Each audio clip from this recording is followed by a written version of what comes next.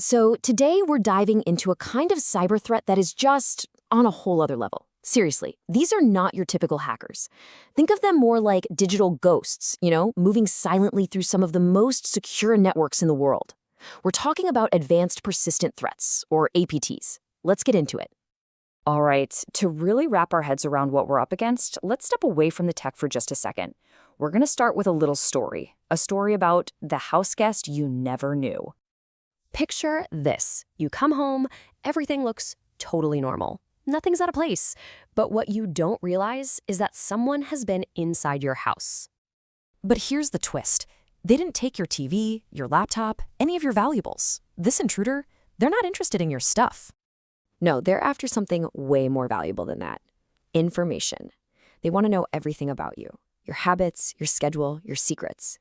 And how they do it is the key here. This isn't some smash and grab job. It's quiet, it's methodical. They make a copy of your keys, they figure out when you're gone, they slip in and out without ever leaving a single trace. Well, in the world of cybersecurity, this silent, patient intruder, it has a name. And that name is APT. It stands for Advanced Persistent Threat. Now, this isn't just some jargon. Each one of those words, advanced, persistent, and threat, tells a really important part of the story. Okay, so here's the textbook definition. But honestly, just think back to our uninvited house guest. An APT is the digital version of that exact same thing. A stealthy actor who gets inside a network and just stays for a long, long time without anyone knowing they're there. So let's break this down. Advanced means they're not using off-the-shelf hacking tools. No, they build their own custom stuff designed specifically to be invisible. Persistent, well, this is their signature move. They are in it for the long haul. We're talking months, sometimes even years. And threat means they have a very specific mission. This isn't random chaos. It's a focused, targeted operation. So who are these people, these digital ghosts?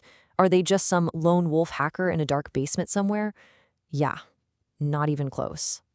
We're talking about highly organized, incredibly well-funded teams. You should think of them less like hackers and more like, well, digital spy agencies. A lot of the time, they're operating with the full resources and protection of an entire country. And because they have that kind of muscle behind them, their targets are on a completely different level.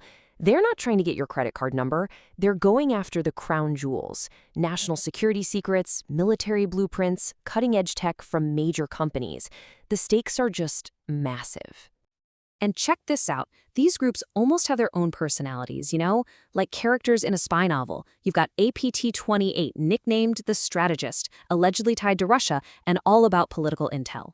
Then there's APT-41, the so-called double agent from China, doing state espionage one day and hacking for cash the next. And of course, the infamous Lazarus group from North Korea, known as the Heist Crew, because they mix spying with these huge, audacious cyber robberies. So that brings us to the most important question, right? What are they actually after? If it's not always about a quick payday, what's the end game? The difference here is just night and day. Typical cybercrime, it's loud, it's fast. Think about ransomware. It basically kicks down the door and screams, "I'm here." An APT is the total opposite. It's a slow, silent infiltration. Why? Because the prize isn't money, it's information. It all boils down to this.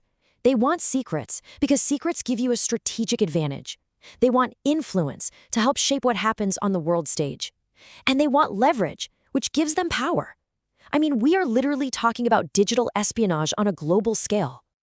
So, when you put it all together, what's the single most dangerous thing about an advanced persistent threat? Well, it's their signature move. It's the invisible attack. It really doesn't matter which group we're talking about. The playbook is always the same. And it's all about one thing: stealth. Step 1, get in quietly. Step 2, study everything. Map out the entire network. Step 3, slowly, carefully, take what you need. And step 4, the most critical part, stay invisible the entire time. And this, right here, is what makes them so terrifying. The real damage isn't the moment they break in. It's the months, maybe even years, they spend inside a network, completely unseen, just listening, watching, and stealing. The victims? They usually have absolutely no idea they've been compromised. So you have these digital ghosts living inside the walls of our most important systems, sometimes for years at a time. And that leaves us with one really chilling question. If a threat is specifically designed from the ground up to be invisible, how in the world do you even begin to find it?